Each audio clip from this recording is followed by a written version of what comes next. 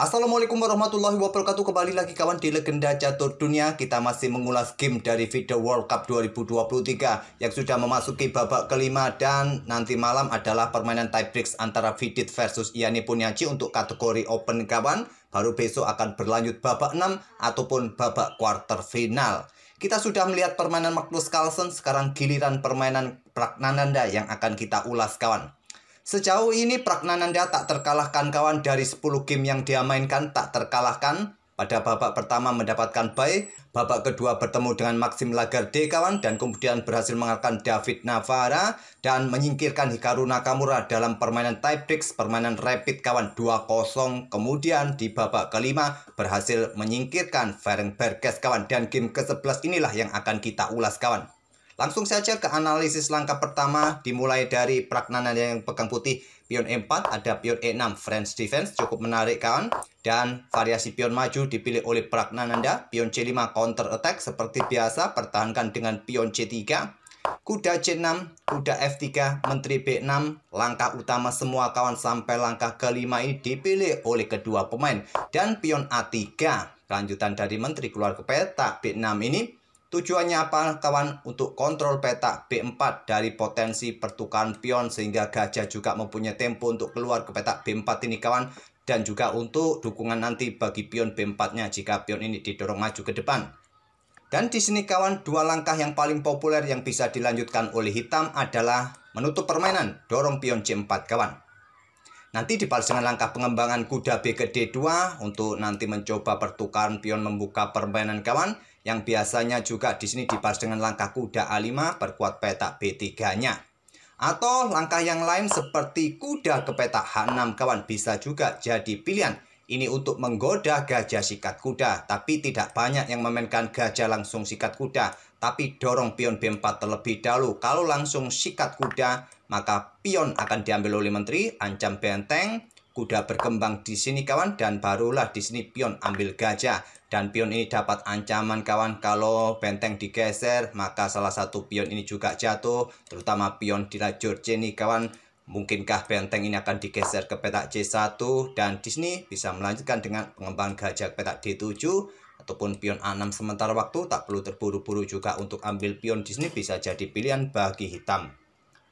Oleh karena itu pada posisi ini kebanyakan kawan, pion ini langsung didorong ke petak B4, dan selanjutnya seperti ini, pion C pukul pion D4, pion C ambil balik pion D4, dan kuda ke F5 untuk menghindari ancaman dari gajah ini kawan. Coba pressure seperti biasa, pressure pion pusat D4 ini dengan dua kuda dan menteri. Kemungkinan gajah akan dikembangkan untuk perkuat posisi pion di sini. Kuda sikat gajah diambil balik oleh pion.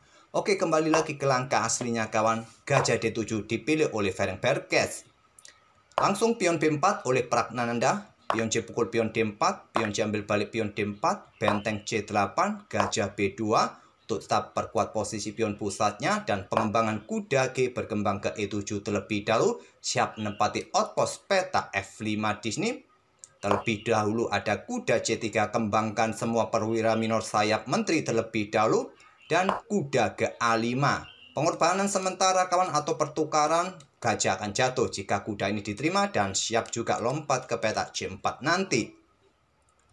Andai saja di sini kalian melanjutkan pengembangan kuda ini ke petak F5 kawan, agar gajah ini juga siap menempati petak E7 rokade. Kemungkinan di sini kuda akan ke petak A4 untuk serang menteri. Menteri mungkin bergeser ke petak D8 mundur kembali kawan. Dan ini memberikan kesempatan bagi gajah ini dikembangkan ke petak D3, persiapan rokade juga. Atau langsung kuda ini ke petak C5, coba pressure pion yang di sini. Kalaupun ada ancaman dengan pion B6 kawan, maka berlanjut sikat saja gajah ini.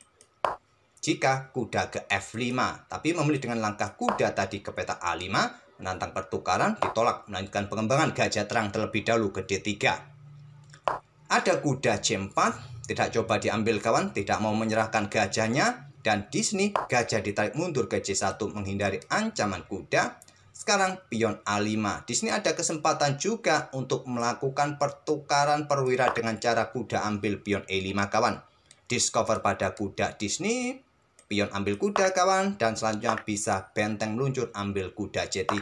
Kalau diambil balik menggunakan kuda E5, menteri akan ambil pion, sama saja kan kuda ini juga jatuh atau kuda yang ini bisa jatuh. Mungkin kuda akan ambil pion yang ada di peta F7 kawan, menteri ambil kuda yang ada di peta C3. Nanti manuver kuda ke peta D6 skak.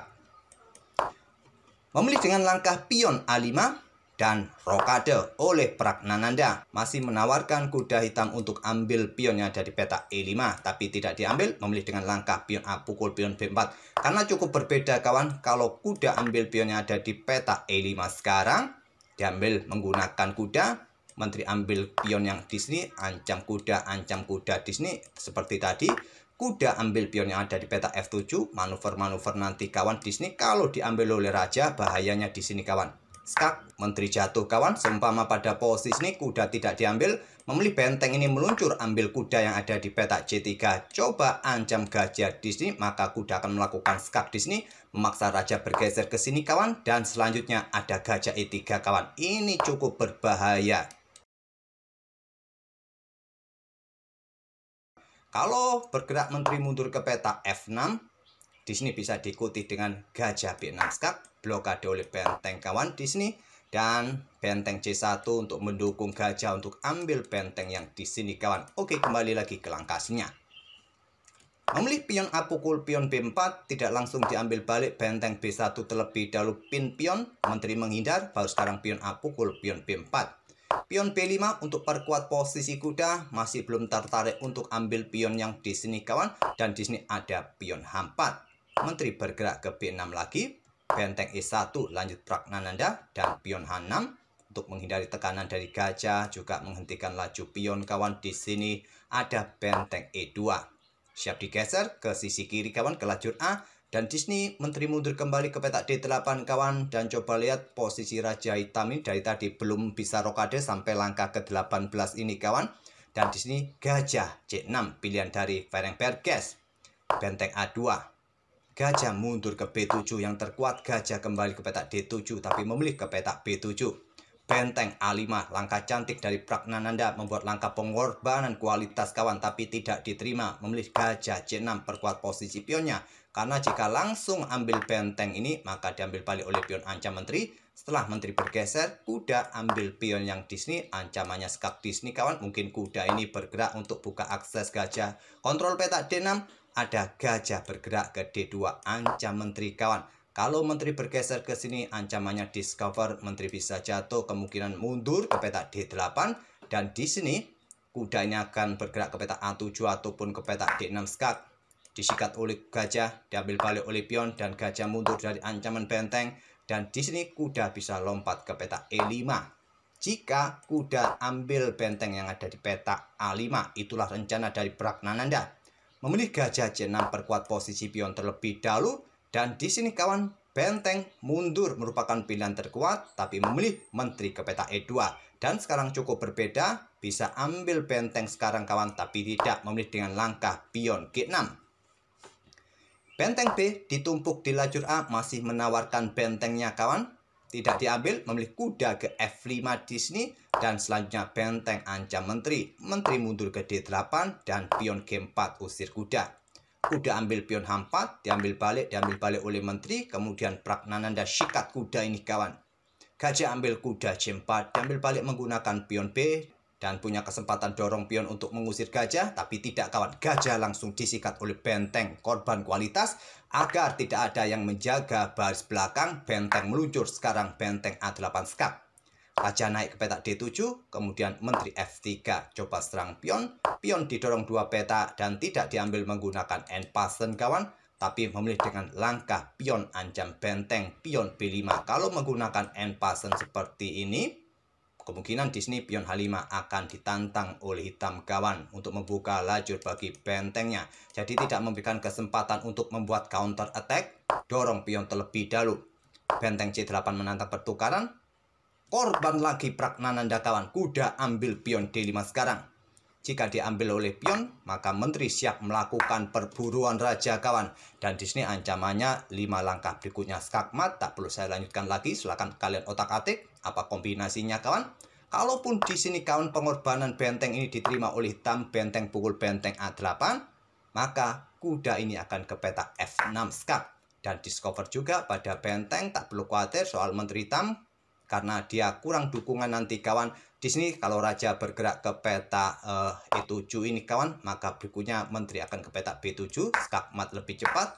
Kalaupun juga tadi bergeser ke peta ini kawan, juga bentengin juga jatuh kawan, ataupun menteri ke peta C6 terlebih dahulu skak matnya lebih cepat, 2 langkah berikutnya skak mat, ataupun tadi raja ini bergerak kemana, ke belakang di sini, maka menteri ambil benteng yang ada di peta pojok ini, dan 4 langkah berikutnya skak mat, 3-4 langkah berikutnya skak mat kawan.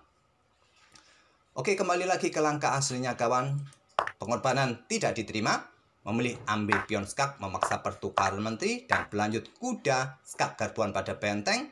Raja bergeser, benteng disikat oleh kuda, raja bergeser, benteng lari ke A6, raja ambil kuda, benteng ambil pion E6. Di sini ada raja bergerak ke B7, benteng ambil pion G6, pion hitam C3, dicegah oleh benteng C6, diperkuat dengan benteng B4. Dan di sini gajah ambil pion H6, dipradali semua pion-pion hitam, selisihnya hanya 2 pion saja. Benteng D8 coba rebut pion, dipertahankan dengan benteng C4 sekaligus serang gajah. Gajah ke A5, pion E6 mulai didorong kawan. Raja B6 ingin tangkap pion di sini, ada pion E7, benteng bergeser, gajah G5 pertahankan pion. Raja ambil pion ancam benteng, benteng C5 skak, raja bergeser mundur ke B6. Dan benteng D5 siap meluncur ke baris belakang kawan. Dan di sini ada opsi pion didorong maju, tapi memilih dengan gajah B4 coba serang pion yang di sini. Kalau dorong pion di sini kawan, sebaiknya benteng ini digeser kembali ke petak C5 untuk mengawasi pion jatuh kawan. Baru di sini gajah B4, benteng ambil pion yang di sini, dan gajah ambil pion yang di sini. Jangan terburu-buru, memilih raja bergerak ke petak B5 ataupun gajah bergerak ke petak D6 kawan. Tetap putih masih tetap unggul dengan variasi ini pun. Memilih gajah B4 langsung, ada benteng D8. Benteng ambil pion pertukaran kualitas kawan, dan di sini benteng C8. Sudah tidak mungkin lagi pion promosi. Pion G3, benteng ambil pion, dan di posisi ini Ferenc Perez menyerah di langkah ke-49. Itulah kawan permainan Pragnananda menghadapi Ferenc Perez pada game kedua setelah game pertama berakhir miss, dan game kedua Pragnananda berhasil menyingkirkan Ferenc Perez, dan nanti Pragnananda akan berhadapan dengan Arjun Erigaisi. Semoga permainan Pragnananda tadi dalam permainan French Defense variasi pion maju yang dipilih oleh Pragnananda bisa jadi bahan referensi kalian menghadapi French Defense di jalur utamanya. Sedikit saya ulangi lagi, mungkin kalian tadi tidak terlalu hafal. Berikut inilah jalur utamanya tadi kawan, setelah menteri keluar ke petak B6, pion A3. Dan di sini pion C4, kuda H6, 2 pilihan yang paling populer kawan, tapi memilih dengan variasi gajah D7. Semoga bahan referensi pembukaan ini bisa jadi bahan kalian untuk menghadapi French Defense, dan kita akan bertemu di video-video berikutnya. Terima kasih. Wassalamualaikum warahmatullahi wabarakatuh.